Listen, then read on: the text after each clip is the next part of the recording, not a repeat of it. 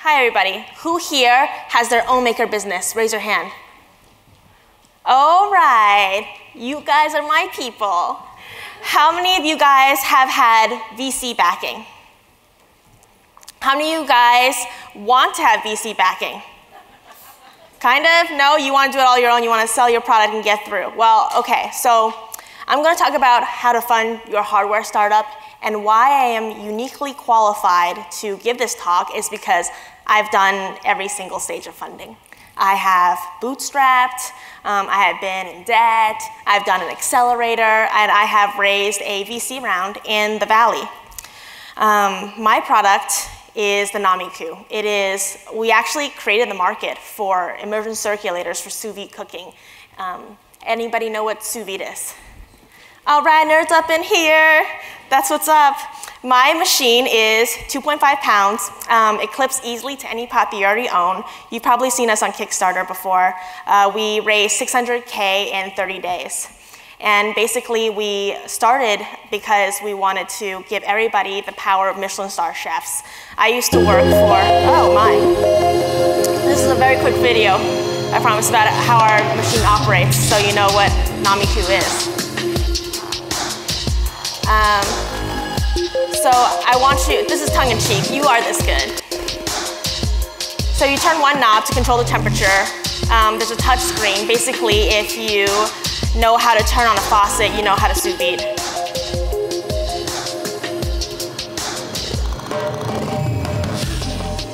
This video was actually made by our wedding videographers who also helped us do our Kickstarter video. At the heart of our machine is the maker mentality. We actually started making this in our kitchens when back like 2 years ago, Abe, my husband and CTO, he was a PhD student, and he made $20K a year getting his PhD. And I had just graduated school, and we thought, we need to have cheap dates. No need to impress each other. Let's just watch Top Chef and cook dinner for each other. And then one night while we were watching Top Chef, I pointed to the immersion circulator and I said, oh my goodness, look at that. I was like salivating in vain. I really, really want one of those circulators. Can we save up money to buy one? And he said, no, I'll just make you one. $50 later, we had our own sous vide machine. And so then we started making sous vide machines for all our friends. We're like, look how easy it is. Try cooking an egg at 64 degrees Celsius. The yolk actually coagulates before the whites. You have an inside-out cooked egg. It totally mesmerized me. I had to run around to everybody. I created a blog. Nobody came to our blog, so I went out myself, like door to door to maker spaces. Do you guys want us to teach a class about sous vide? What are some viable options to keep this hobby alive, to fund my hobby, right? And one of those was the Ember Kit, which is what we created. We took an Arduino class at a Brooklyn hackerspace, and we learned how to create this little brain that you could attach to anything with a heating element and make it a sous vide machine. This was a weekend project, and I decided, I want to see how far I can take it, so let's make a business. And then my husband was like, no. I just got out of college, I just got out of school, we're in debt. How about you work part-time in the project, and I work full-time? So it actually helped to bootstrap at this stage, because we learned a lot about retail through selling kits. We needed to learn, how much does the BOM cost? What is the value of marketing inside of everything? How do you master distribution? And then the biggest part of our bootstrapping was community building, because behind every great product is a community. If you look at Apple products, it's an easy example. Everybody knows Apple. If you look at Apple products, there are like 1,000 fanboys for every one iPhone. So community building was a crucial part of bootstrapping, and there was really no other way that we would have had the Kickstarter success that we had if we hadn't bootstrapped and had gone to all these maker spaces and taught how to make our product. Furthermore, it made our product much more, it gave us impetus to iterate. Like we would talk to people, we would go into their kitchens and see how they used it, and then we quickly could make our prototype based on things that people actually could use. So we moved, we lived in New York. We had this little open source hobby company called Lower East Kitchen, and then we moved to San Francisco. When we were in San Francisco, we led separate lives. I worked in a restaurant, so I was never home at night, and he worked at a startup, so he was never home during the day. We never saw each other.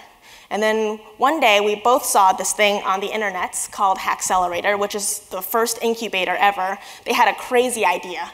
Come with us to China. Stay there for 3 months and build out your product.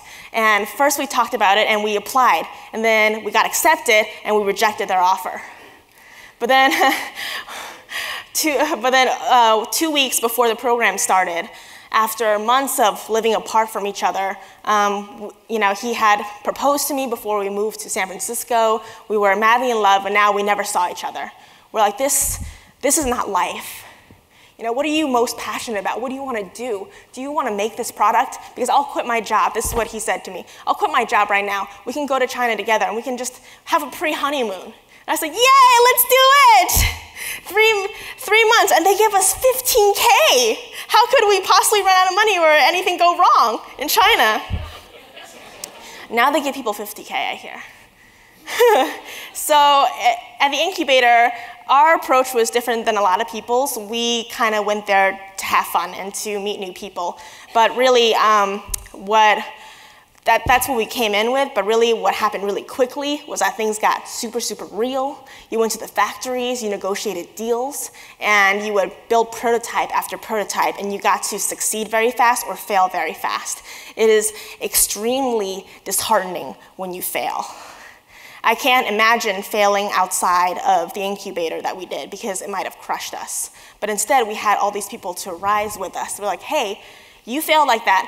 So did we. Haha, burn it. So you have camaraderie. So that part, I think, was more essential than any money that they could have put into our company. Okay, so like I said, we got 15K to go to the incubator. We burned through that in a month. Rapidly prototyping, even in China, costs a lot of money. And I honestly, it was the biggest low that I've ever had as on my entrepreneurial journey. I turned to Abe and I said, I want to sell my kidney. I'll go back to America, sell my kidney, and then we can continue here. I honestly really thought at that time, in my entrepreneurial sickness, this is what you have to do. But we went to a VC and they offered us a bridge loan. What a bridge loan is, it's a kind of a little, it's a little bump of cash that folds into your next round. And it gives you enough runway. You give them a pro forma, basically a profit and loss sheet of how much you typically spend to make your machine, and then they'll say, okay, here's enough money for 6 months, here's enough money for 3 months, and then you have to prove us to then, and that's where you have your maturity deadline. They're typically convertible notes and not equity, which means part of your company. So it got us as far as our Kickstarter. Like I said earlier, our Kickstarter, we definitely, could not go to VC for a seed round because they wanted to take all of our company. At the time, now you guys, you savvy people out there probably know about a lot of immersion circulators now. But at the time when we came out, nobody has heard of this ever, except for the top chefs in the world. And even the top chefs were really skeptical that people should have this in their homes. Trust me, I have the hate mail to prove it. And so we couldn't turn to anybody for investment.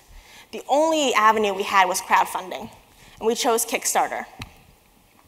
There were key steps that we used in order to have success on Kickstarter, and all of it I learned from Pebble. Luckily, during our incubator, Pebble actually came for a visit one day before their campaign closed. And they were very open about exactly how their campaign was successful.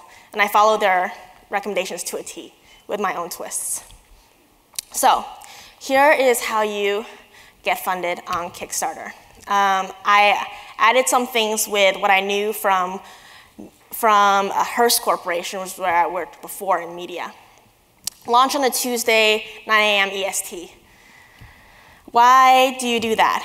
Because Tuesday is the beginning of the news cycle. If you launch on a Monday, people are still caught up in the news of the weekend. If you launch on a Tuesday in the morning, everybody gets the news for the week. You're the hot news item for all of the week. So one thing, I love Kickstarter. It's helped fund so many dreams. And if you have a dream, you can put it on there and you can have a go at it. The only problem with Kickstarter is that you can't browse. Let's say you really were looking for something in particular. It's actually buried deep within the site unless it's a superstar. And one thing to do to get on the front page is to beat the algorithm. And I'll talk more about that later. Okay, how do you get media to care about your Kickstarter project? Right, promise a journalist an exclusive. That's what Pebble did with Engadget. And it worked out really well for them. We luckily had we timed our journalism, we timed our media round with when we were launching at Autodesk with Hackcelerator, and there was a lot of media there, so that was very helpful. Your videos, it should be 3 minutes or less. You know why, YouTube. And then line up your press so that every single piece of press about you comes out the day that your project comes out. Every single piece of press, major press about you. You can have the blogs trickle in later, and they will likely trickle in anyways without you prompting them if you get the mass media. Best practices. Here's how you beat the algorithm. 100 true fans. That it goes back, that's David Lang's.